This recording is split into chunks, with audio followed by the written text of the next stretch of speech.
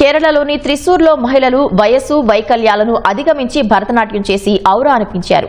వీరిలో ఎక్కువ మంది 60 ఏళ్లు పైబడిన గృహిణులు, పదవీ విరమణ చేసిన మహిళలే ఉన్నారు. భరతనాట్యం చేయాలన్న బలమైన పట్టుదలతో కఠోర సాధన చేసి నేర్చుకున్నారు.